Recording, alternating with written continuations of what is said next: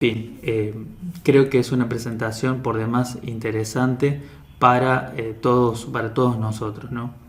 Aquí una pequeña frase que utiliza Kurzweil, ¿no? Que en este caso es de Tesla, dice: no creo que haya ninguna emoción que pueda atravesar el corazón humano como la que sintió el inventor al ver que alguna creación del cerebro se desarrolla con éxito, ¿no? En este caso es una inspiración que tiene Kurzweil sobre un pensamiento, una frase de Tesla. Y ya vamos a ir entrando inmediatamente en el análisis de todo el material, ¿no? Si yo tuviera que resumir en una frase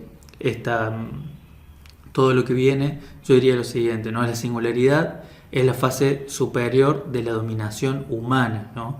De la dominación hacia el hombre, ¿no? Vamos a generar o máquinas potentes o humanos modificados que van a terminar dominando a la especie humana tal cual la conocemos.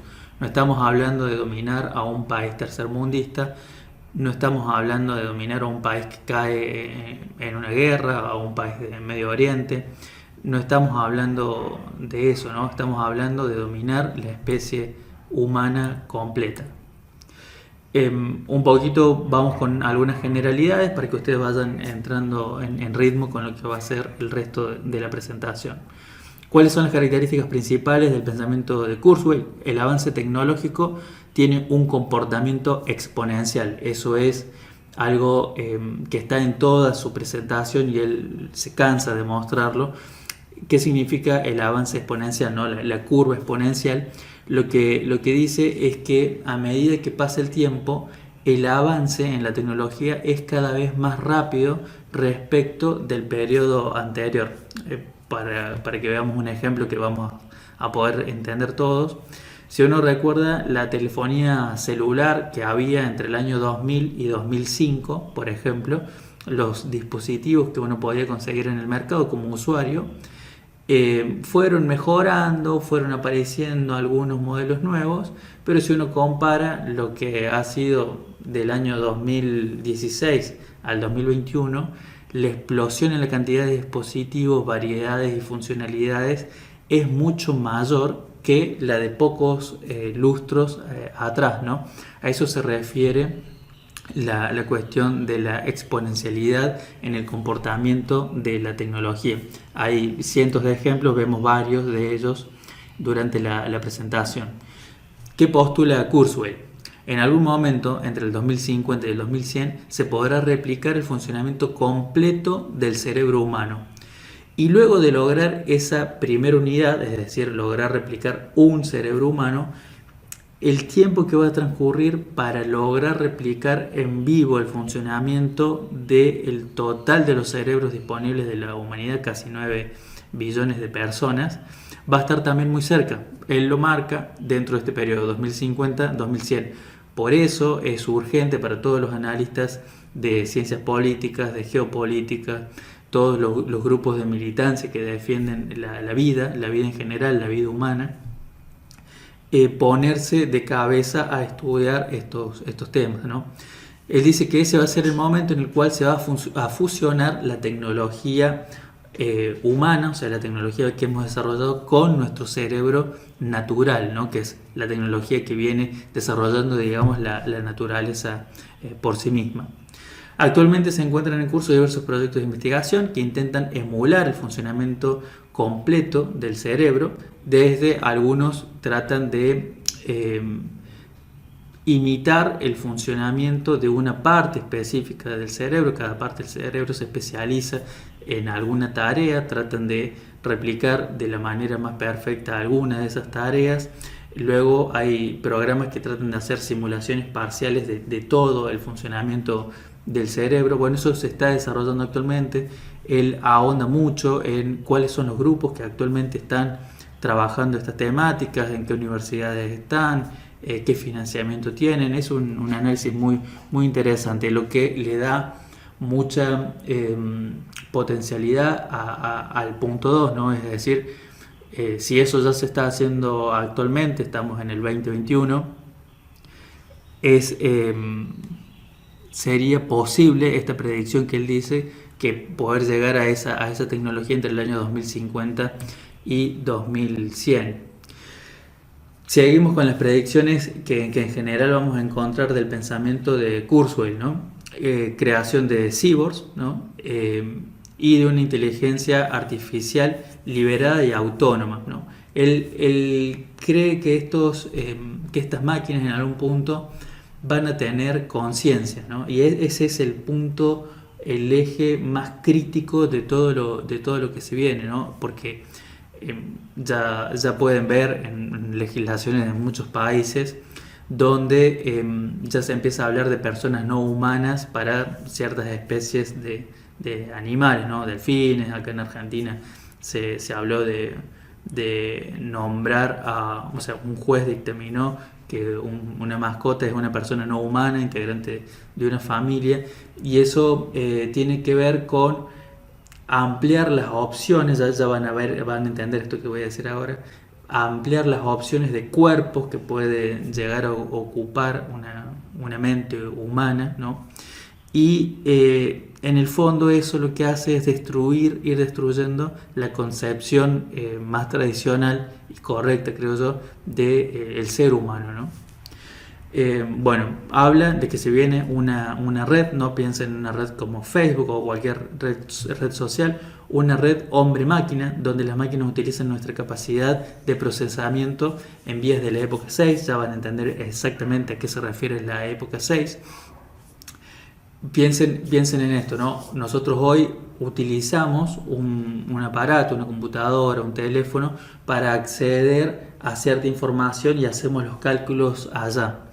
Cuando el hombre se enchufe a esta red de máquinas, las máquinas van a poder utilizar el poder de procesamiento que tiene nuestro cerebro, que es impresionante, ¿no?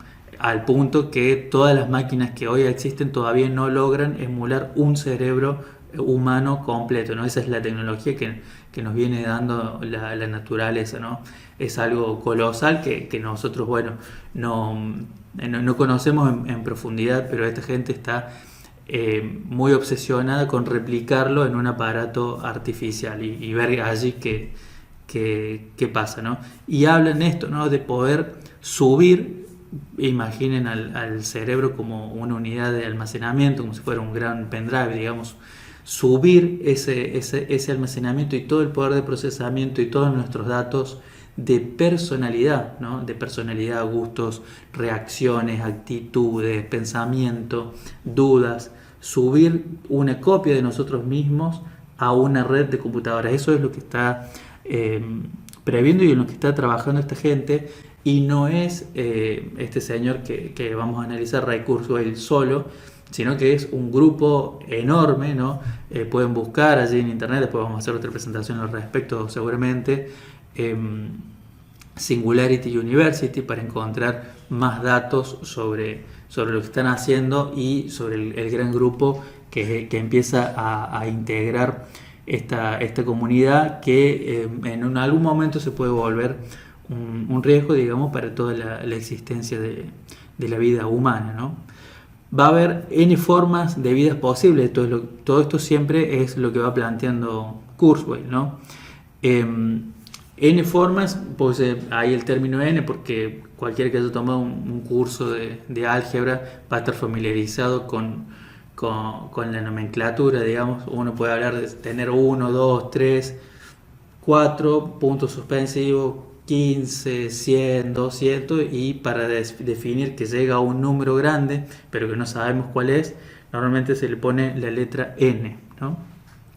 Entonces va a haber una cantidad N de formas de vida posibles que promueve Kurzweil, y como les digo, no solo él, sino un montón de personas. Adjudicar todo esto a Ray Kurzweil es un error enorme, ¿no? Él, si se quiere, va sintetizando los avances que ve y sí está militando dentro de esta corriente de científicos, pero todo esto que vamos a ver no lo impulsó él, ¿no? Él nos brinda una lectura de eso y sí impulsa algo en particular que ya lo vamos a ver en su momento, que es la singularidad. Entonces, N formas de vida posibles. ¿Qué plantean ellos? Vamos a tener nuestros cuerpos reales, lo que conocemos, y vamos a poder acceder también a cuerpos virtuales, ¿no? Un cuerpo que está en la nube, en un programa de computación y que interactúa con otras personas o con otros programas que están en ese mismo espacio y van a tratar de validar esa vida virtual y hacerla equivalente a la vida real que tenemos en estos cuerpos humanos reales que hoy habitamos, ¿no? Por lo tanto, no solo va a haber cuerpos virtuales y cuerpos reales, sino que va a haber entornos, es decir, espacios geográficos, espacios físicos reales, como los que tenemos hoy en día, digamos, una casa, salir al centro, a un parque, ver la gente, ir a la universidad, son los espacios, los entornos reales.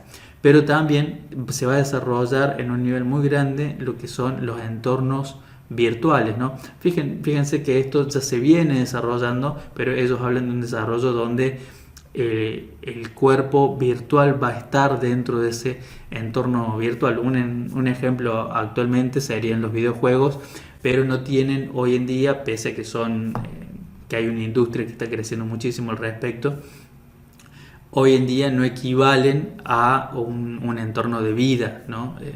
Virtual, ¿no? O sea, un juego en una maqueta bastante sofisticada, pero nada más por el momento. Entonces, los tipos de cuerpos vamos a tener los cuerpos biológicos, los comunes, digamos, los cyborgs, los cuerpos que se van a ir mejorando con implantes de máquinas, y esos implantes de máquinas podrían llegar a reemplazar un porcentaje muy alto del cuerpo biológico. Cuerpos no biológicos directamente, es decir, todo un cuerpo sintético, todo un cuerpo artificial, digamos, donde Kurzweil plantea que se va a poder transferir la conciencia humana, y ese es el punto donde vamos a basar nuestro análisis crítico, ¿no? Si es posible hacer esa transferencia de conciencia humana a un cuerpo de metal o de plástico o sintético en general, y si eso está equivaliendo o no a la muerte del principal sujeto, ¿no? Eso es lo que vamos a abordar hacia el final de la presentación.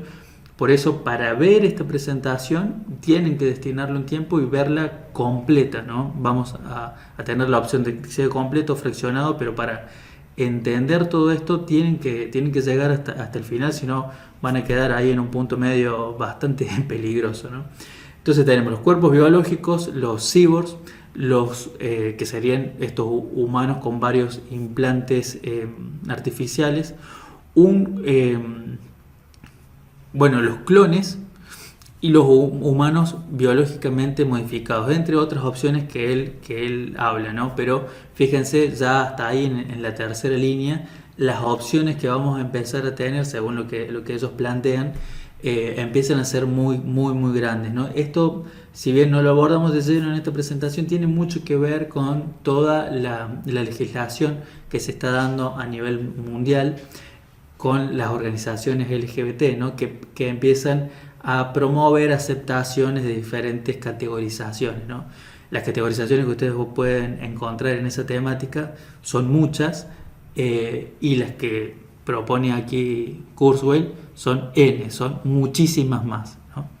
Y finalmente estos cerebros que vamos a tener pueden ser los cerebros reales, los que tenemos actualmente, cerebros cyborg, cerebros virtuales o inteligencia no biológica, ¿no? Entonces, todo eso, si uno mezcla todas las posibilidades, realmente está hablando de una cantidad impresionante de categorizaciones, donde el humano tradicional va a quedar reducido a una fracción muy pequeña. Por eso esto pone realmente en riesgo nuestra vida como especie. Quizás estamos avanzando tecnológicamente, pero si ese avance tecnológico nos sirve para destruirnos a nosotros mismos, es algo que tenemos que analizar, ¿no? Y siempre está el tópico de la ética en la evolución tecnológica, pero ha llegado el momento de analizar esto con muchísima seriedad, ¿no? El programa principal, el programa personal del primer singularitario, ¿no? Vamos a abordar, como les digo en esta presentación, qué es la singularidad, pero el primero de los singularitarios, el primero de los que milita en esta corriente de pensamiento tecnológico es Kurzweil, ¿no? Y es una persona que está un poco avanzada en edad y él quiere llegar a ser eterno, ¿no? Entonces, y él quiere llegar a poder migrar su cerebro a una máquina, el autor del libro que vamos a analizar, ¿no? Kurzweil, como parte de la comunidad, principalmente integrada por científicos, está obsesionado, o sea, parte integrante de la comunidad de los singularitarios, está obsesionado con la posibilidad de sustituir el cerebro humano entre otros órganos, ¿no? Pero se focaliza allí en el cerebro. Y sostiene que nos vamos a poder construir nosotros como querramos, ¿no? Que no vamos a estar definidos por la esencia de la humanidad, que es el cuerpo humano que tenemos, sino que nosotros vamos a poder definir qué queremos ser, ¿no? Y en la actualidad él se encuentra retardando su envejecimiento para poder formar parte de los primeros en subir, ¿no? En transferir su conciencia a una máquina y poder luego descargarse a otro cuerpo real, a un clon, por ejemplo, o a un cuerpo artificial, a un robot, ¿no? Y eso se llama trascender, ¿no? Ese es el objetivo de vida de Ray Kurzweil, ¿no? ¿Qué tiene de interesante esto? Es que él pone el cuerpo en su proyecto, ¿no? Él mismo toma más de 250 pastillas por semana y realiza unas 8 sesiones de lo que nosotros conocemos como quimioterapia durante la semana en forma voluntaria, sin necesitarlo, solo para retardar su envejecimiento corporal y poder llegar vivo al año 2050, que es lo que plantea, donde va a poder transferir su conciencia, digamos, a una máquina. Y bueno, si ese paso tiene éxito, sería inmortal, ¿no? Al menos su conciencia. Después vamos a ver bien que en realidad él podría estar transfiriendo datos, ¿no? Pero no se podría estar transfiriendo a sí mismo. Por eso lo vamos a ver hacia el final. Por eso les digo, insisto una vez más, para entender todo este material tienen que tomar un día y dedicarse a verlo hasta el final. Y les aseguro que es una presentación que los va a llenar de conocimiento. Bueno, la singularidad y la geopolítica de los espacios humanos. Como hemos hablado muchas veces, la geopolítica de los espacios humanos es un área de estudio científico que estamos impulsando desde la Asociación de Pensadores Nacionales Manuel Belgrano en Córdoba, Argentina. Y bueno, saludo a toda la gente que nos ve de diferentes partes del mundo y agradecemos que siempre comparten nuestros videos y nos mandan valiosos comentarios, ¿no? ¿Qué es la geopolítica de los espacios humanos? Es un campo de estudio que se ocupa justamente de estudiar las teorías, organizaciones, las políticas y las acciones humanas organizadas, sean estas públicas o sean privadas, tendientes a modificar, influir, encauzar, promover o afectar en algún sentido la evolución natural de la especie humana. Sus fines políticos, estudiamos también sus fines políticos, sus fines culturales, cuáles son sus formas organizativas, sus fuentes de financiamiento y los efectos que tienen sobre la realidad. Por eso la singularidad, porque va a intentar modificar nuestra evolución natural. Por eso es un área de estudio dentro del campo de la geopolítica de los espacios humanos, ¿no? La singularidad propone alterar de manera premeditada la evolución de la especie humana. Es por tal motivo un tema de estudio de la geopolítica de los espacios humanos. Y a mitad de camino van a generar humanos modificados con mucho más poder del que tenemos las personas, los humanos tradicionales. Y eso va a generar una batalla campal donde posiblemente nuestra especie o quede extinta o quede dominada. Y vamos a ver esto con autores que son muy, muy importantes, ¿no? Como C.S. Lewis, por ejemplo. Esto termina lo que es la presentación, digamos, de este campo de estudio. Y ahora vamos a ingresar a estudiar propiamente dicho todo lo que dice Kurzweil. Es una presentación extensa. Y luego cuando ya tengan todo ese conocimiento, vamos a abordar nuestro análisis crítico, que no lo podríamos hacer de antemano sin que conocieran todo lo que plantea Ray Kurzweil, ¿no? Seguimos con el planteamiento de este curso. Lo que sigue de aquí hasta el momento donde comienza nuestro análisis crítico, que lo vamos a puntualizar, es propiamente dicho el material desarrollado por Ray Kurzweil. Por lo tanto, lo que sigue es prácticamente explicar lo que él planteó, ¿no? que es en sí mismo muy interesante, así que lo vamos a ir viendo.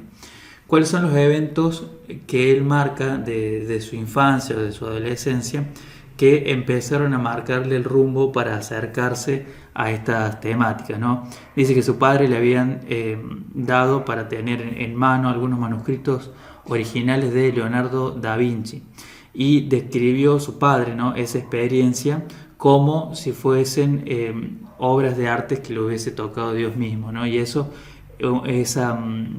valorar ese tipo de artistas, ese tipo de creativos, por parte de su padre, que él veía que su padre valoraba eso, lo empezó a marcar mucho desde pequeño, ¿no?